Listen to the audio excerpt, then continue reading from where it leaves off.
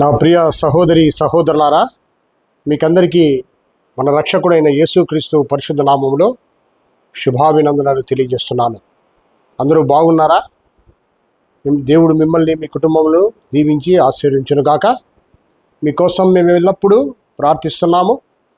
మరి ఈ యొక్క ప్లాట్ఫామ్ సాల్వేషన్ పవర్ మినిస్ట్రీస్ ద్వారా మేము అనేకమైనటువంటి ఆత్మీయ సంగతులను, ఆత్మీయ సందేశాలను మరి విశ్వాసులకు అందిస్తున్నాము. అలాగే ఆత్మసత్యాలను గురించినటువంటి వాస్తవాలను, మరి గొప్ప సంగతులను మరి అనేక మంది అన్యజనుల మధ్య మేము ప్రకటిస్తున్నాము, ప్రభువుని మహిమపరుస్తున్నాము. నా ప్రియ సహోదరి సహోదరులారా, మరి 24 hours ప్రేయర్ అనేది మేము అందిస్తున్నాము. మరి మీకు ఎవరికైనా ప్రార్థన అవసరాలు ఉంటే మాకు తెలియజేయండి. మేము పెట్టినటువంటి నంబర్స్కు మీరు మాకు ఫోన్ చేయొచ్చు. ఎప్పుడైనా అందుబాటులో ఉంటాం. మేము మా ప్రార్థన వారియర్స్ ఎప్పుడు ఉంటారు, లేదంటే మేమైనా ఉంటాము. మిడ్నైట్ అయినా మేము ఎప్పుడు రెడీగా ఉంటాము. మీకు ఇమీడియట్గా మేము ప్రార్థనా సహాయాన్ని అందిస్తాము. మరి ఈరోజు ఒక చక్కటి వాక్యాన్ని మనము ఈరోజు చూసుకుంటాం. కీర్తనల గ్రంథంలో కీర్తనల గ్రంథానికి వెళ్దాం. మనం వెళ్ళి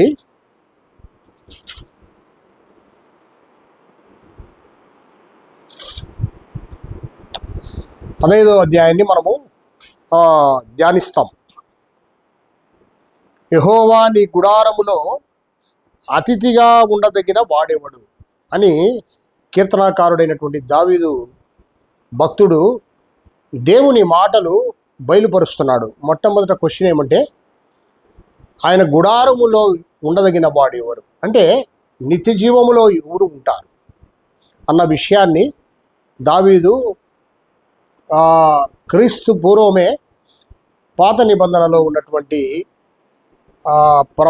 వచనాల ద్వారా మరి ఆయన తెలియజేస్తున్నాడు. మరి నిత్య జీవములో ఎవరు ఉండగలరు అనేది క్వశ్చన్ వచ్చింది. ఫస్ట్, నీ పరిశుద్ధ పర్వతం మీద నివసింపదగిన వాడేవాడు. పరిశుద్ధ పర్వతము అంటే ఎత్తైన ప్రదేశం కదా, అంటే ఉన్నతమైన స్థితి. నిత్య జీవం అనేది ఉన్నతమైన స్థితిగా ఎంచబడింది. యథార్థమైన ప్రవర్తన కలిగి నీతిని అనుసరించుచు హృదయపూర్వకముగా నిజము పలుకువాడే. సో ఇక్కడ నీతిమంతుణ్ణి మనం జ్ఞాపకం చేసుకోవాలి. సో ఇక్కడ మొట్టమొదటి చెప్పిందంటే యథార్థ ప్రవర్తన. ఈరోజు మనుషుల్ని చూస్తున్నప్పుడు రెండు ప్రవర్తనలు మనకు కనిపిస్తున్నాయి. లోపల ఏముంటుందో తెలియదు, బయట ఒక ప్రవర్తన ఉంటుంది కదా. కాబట్టి దేవుడు యథార్థవంతులను ప్రేమిస్తున్నాడు. యథార్థవంతులకే నిత్య జీవం, వేషధారులకు కాదు. కాబట్టి లోపల ఇన్నరు ఔటరు రెండు ఒకటే భావజాలాన్ని చూపించగలిగితే, ఔటర్ ఏమి? శరీరం. ఇన్నర్లో ఏముందో శరీరం అదే చేసినప్పుడు దాన్ని యథార్థత అంటారు. అది దేవునికి ఇష్టతగా ఉండాలి మళ్ళా.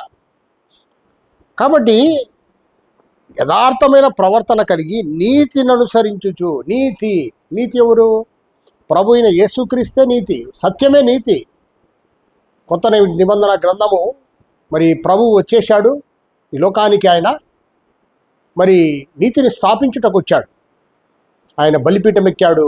ఆ బలిపీఠంలో రక్తమంతా కార్చి ప్రాణం పెట్టి మన పాపానికి ప్రాయశ్చిత్తం చేసి తిరిగి 3వ దినం లేచాడు, పునరుత్థానుడైనాడు కదా. ఈరోజు మరి నీతిమంతుడు ఎవరు? పరిశుద్ధత కలిగినోడే. ప్రభువు చెప్తాడు ఏమంటే, నేను పరిశుద్ధుడను, మీరు కూడా పరిశుద్ధులై ఉండడి అంటాడు. పరిశుద్ధత అంటే ఏంటి? జ్ఞానతత్వమే పరిశుద్ధత. జ్ఞానం లేనివాడు వాడు అనుసరించేదే కరెక్ట్ అనుకొని పోతుంటాడు. పిచ్చోడు ఉంటాడు చూడండి బయట, వాడు ఇష్టానుసారంగా రోడ్ల మీద నడుచుకుంటా బురద పూసుకుంటా పోతూ ఉంటాడు. జ్ఞానం కలిగిన వాడు ఏం చేస్తాడు? ఇక్కడ బురద ఉంది, పక్కకి వెళ్తాడు. లారీ వస్తుంది అనుకోండి, అక్కడ గుంతలో నీళ్ళు ఉంటాయి, పక్కకి వెళ్ళిపోతాడు, అది చిమ్మేసి వెళ్ళిపోతుంది. కానీ జ్ఞానం లేని వాడు ఏం చేస్తాడు? వాడి పాటి పడిపోతాడు, అది చిమ్మి వాడి మీద పడుతుంది, అయినా కానీ పట్టించుకోడు. కాబట్టి పరిశుద్ధుడును అంటే అర్థం ఏమంటే జ్ఞానము. జ్ఞానం కలిగిన వాడే భయము కలిగిన వాడు. భయమే జ్ఞానానికి మూలం. ఆ జ్ఞానం ఉన్నప్పుడు భయము, దేవుని ఎడల భయం ఉంటుంది. కాబట్టి నేను పరిశుద్ధుడు అంటే నేను జ్ఞానవంతుడును, నేనే జ్ఞానమును, మీరు జ్ఞానవంతులై ఉండడి అని మాట చెప్పబడుతుంది. కాబట్టి నీతి అనేది యేసుక్రీస్తు పరిశుద్ధ రక్తంతో, ప్రభు అయిన యేసుక్రీస్తు పరిశుద్ధ రక్తంతో కడగబడి ఆత్మను పొందుకున్నప్పుడు నూతన సృష్టి కదా, నూతన సృష్టి. ఆ సృష్టి అనుభవాన్ని మనము సమాజానికి చూపించాలా, చెప్పడం కాదు, సమాజానికి చూపించాలా. హృదయపూర్వకముగా నిజము పలుకువాడే, హృదయపూర్వకముగా నిజం పలకడం. అరే ఏదో బెదిరిస్తున్నారు లేబ్బా, సత్యం నిజం చెప్తాము, నిజం చెప్పేస్తాం లేబ్బా అనే టైప్ కాదు. హృదయపూర్వకముగా మనము నిజము పలికిన వాడే. కాబట్టి ఈరోజు నిత్య జీవానికి వారసుడెవడని ఓల్డ్ టెస్టిమెంట్లోనే ఛాయాచిత్రమైనటువంటి ప్రవచనము బయలుపరచబడుతుంది. కాబట్టి అట్టివాడు ఎట్లుంటాడంట, నాలుకతో కొండెములాడడు, తన చెలికానికి కీడు చేయడు. ఇది యాక్షన్స్ చూపిస్తుంది. కొండెములాడడం అంటే చాడీలు చెప్పడము, రకరకాలుగా అలాంటివన్నీ ఏముండవు. తన చెలికానికి కీడు చేయడు, యాక్షన్స్ చూపిస్తుంది, విశ్వాస సంబంధమైన యాక్షన్ని చూపిస్తుంది. కాబట్టి తన పొరుగు వాని మీద నింద మోపడు. ఇది కూడా చూడండి. సో మొదటిది ఏం చెప్పినాడు, ఎలాంటి వాడు నిత్య జీవానికి వారసుడు అనేది తెలియజేస్తూ వచ్చినాడు. రెండోది యాక్షన్స్, విశ్వాస పరిపూర్ణతలో యాక్షన్స్ కనపరచబడుతున్నాయి. కాబట్టి అతని దృష్టికి నీచుడు అసహ్యుడు అంటే వాడికి ఇక మారు మనసు పొందడు. నీచత్వం అంటే ఏంటి? It's a very very ugly thing. చాలా మీన్ మెంటాలిటీస్ అనమాట నీచత్వం అంటే very narrow consistent minds, they are consistent minds. కాబట్టి అతని దృష్టికి నీచుడు అసహ్యుడు. అతడు యెహోవా యందు భయభక్తులు గలవారిని సన్మానించుడు. ఎట్లాంటోడు? నీతి కలిగిన వాడు, సత్యం పలికేవాడు, యథార్థంగా ప్రవర్తించేవాడు, హృదయపూర్వకంగా ఎప్పుడు యథార్థముగా హృదయపూర్వకంగా నిజము పలుకువాడు. అట్లటోడు ఏం చేస్తాడు? ఎంత గొప్ప మాట చూడండి, అతను యెహోవా యందు భయభక్తులు గల వారిని సన్మానిస్తాడంట. సన్మానించడం అంటే ఏంటి? ప్రేమిస్తాడు, గౌరవిస్తాడు. అతడు ప్రమాణము చేయగా నష్టము కలిగినను మాట తప్పని వ్యవహారం అన్నమాట. మాట అంటే మాట అనే టైప్లో ఉంటాడు అన్నమాట. తన ద్రవ్యము వడ్డీకి ఇవ్వడు. ఇది ఎక్కువైపోయింది ఇప్పుడు. ఫైనాన్స్ అనేది బిజినెస్ అయిపోయింది ఇప్పుడు. ఎక్కడ చూసినా ఫైనాన్స్ అని బిజినెస్ లాగా చేస్తున్నారు. 5 రూపాయలు 10 రూపాయలు వడ్డీలకి ఇస్తున్నారు ఈరోజు కదా. విధవరాలిని చెరుపుటకై లంచము పుచ్చుకొనడు. లంచం అంటే ఏం లేదండి, ఇల్లీగల్ గ్రాటిఫికేషన్స్. ఈరోజు ఇది అధికారులలో చూడొచ్చు మనం. సో ఇదంతా కూడా ఒక ప్రొజెక్షన్ చూపిస్తున్నాడు ఆయన. మనిషి యొక్క పాపరహితముగా ఎలా ఉండాలా, మనిషి చెడుతనం నుంచి ఎలా బయటికి రావాలా, వాళ్ళకి నిత్య జీవం అనేది చూపిస్తున్నాడు. ఈ ప్రకారము చేయువాడు ఎన్నడూను కదల్చబడడు, నిలకడగా ఉంటాడు. ప్రియులారా, ఈరోజు నిత్య జీవం అన్నది చాలా గొప్ప వాగ్దానం, ఏకైక వాగ్దానం.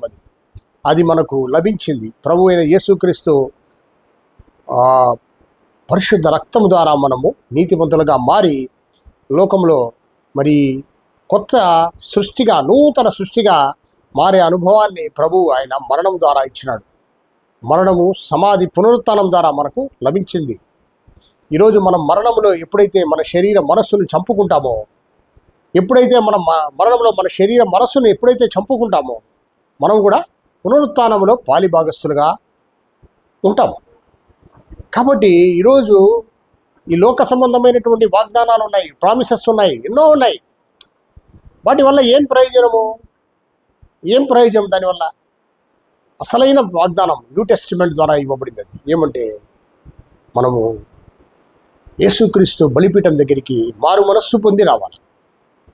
మారు మనస్సు ఉండాలి. మారు మనస్సు లేకుండా బలిపీఠం దగ్గరికి వచ్చినా కానీ ప్రయోజనం లేదు. ఎందుకంటే మారు మనస్సు లేకుండా పరిశుద్ధ రక్తం యొక్క ప్రాయశ్చిత్తము జరగదు. ఆయన ప్రాణం పెట్టాడు. ప్రాణం పెట్టింది కండిషన్ ఏమంటే మారు మనస్సుతో రావాలి. ఆ మారు మనస్సు లేకపోతే నీకు ప్రాయశ్చిత్తం లేదు. ప్రాయశ్చిత్తం లేకుంటే ఆత్మ లేదు, నూతన సృష్టి అనుభవం లేదు. కానీ నువ్వు క్రైస్తవుడని చర్చికి వెళ్ళొచ్చు, పాటలు పాడుకోవచ్చు, అన్నీ చేయొచ్చు, కానీ నీ ప్రవర్తనలో మార్పు రాదు. అది అనమాట. నీ ప్రవర్తనలో నువ్వు ఎప్పుడూ మారవు. నీ ప్రవర్తనలో ఎప్పుడు మారలేవు నువ్వు. ఎందుకంటే శక్తి లేదు నీకు. నీకు ఆత్మ వస్తేనే శక్తి, పరిశుద్ధాత్మ లోపలికి వస్తేనే శక్తి, అది లేకుంటే రాదు. కాబట్టి నా ప్రియ సహోదరి సహోదరులారా, నిత్య జీవం అన్నది ఈ లోకంలో అద్భుతమైనటువంటి మనం జీవించే మనకు మనుషులందరికీ నిత్య జీవం అన్నది ప్రభు ఇచ్చినటువంటి ఏకైక వాగ్దానం, గొప్ప ఆశీర్వాదం. అది అంటే మరణ స్థితిని మనము పోగొట్టుకోవడం, మనలో ఉన్న మరణాన్ని తీసివేయడం.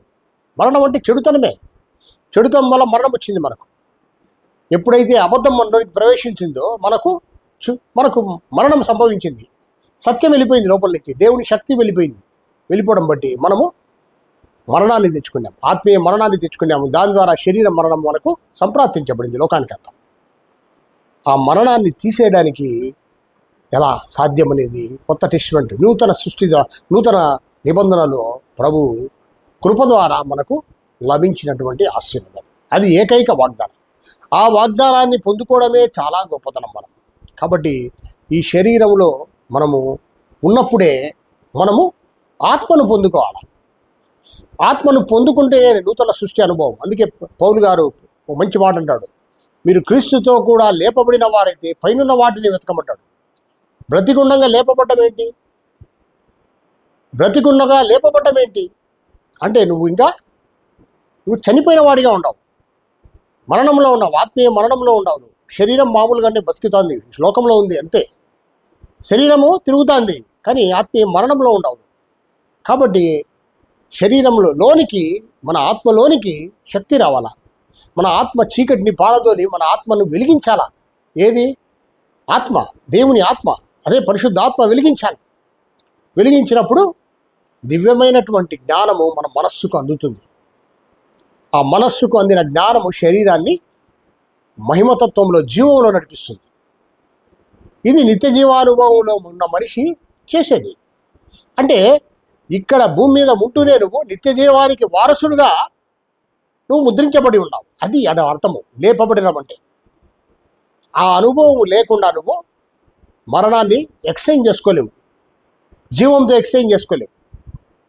కాబట్టి మనమందరూ మంచి మారు మనస్సు పొంది లోకంలో క్రైస్తవులుగా ఉన్న మనమందరము మారు మనస్సు అనుభవాన్ని కలిగి ఉండాలి. అది చాలా ఇంపార్టెంట్ థింగ్.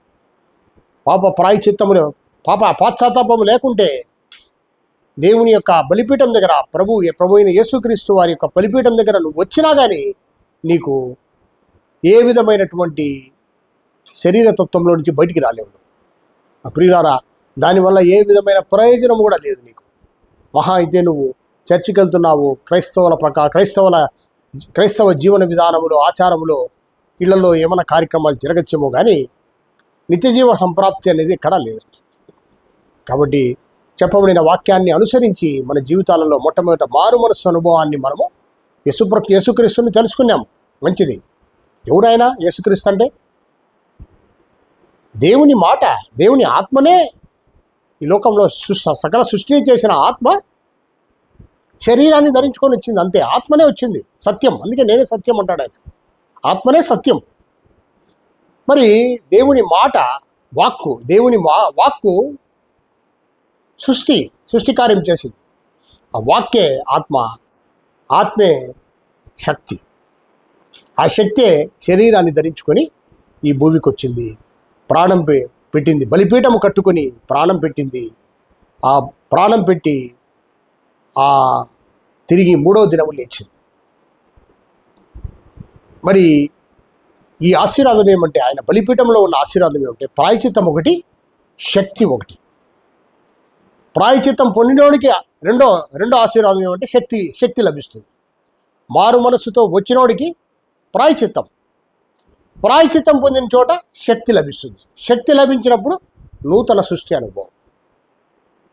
అది కాపాడుకునే బాధ్యత నీకు ఉంది. సో ఇది నిత్య జీవానికి సంబంధించిన ముద్ర మనకు భూమి మీద. ఈ ముద్రను కలిగిన వారిగా మనము లోకంలో అద్భుతమైనటువంటి వారిగా, మనం వెలుకోగలిగిన వారిగా, జ్ఞానవంతులుగా, వెలిగే దీపాల్లాగా లోకంలో వెలిగి అనేకుల్ని వెలిగించే వారిగా మనం ఉండాలని ఈరోజు ప్రభు పేరిట మిమ్మల్ని అందరినీ ప్రేమతో వేడుకుంటున్నాను. మరి చెప్పబడిన ఈ వాక్యము మీ హృదయాలలో నూరంతలుగా ఫలించునుగాక. God bless you. Thank you very much.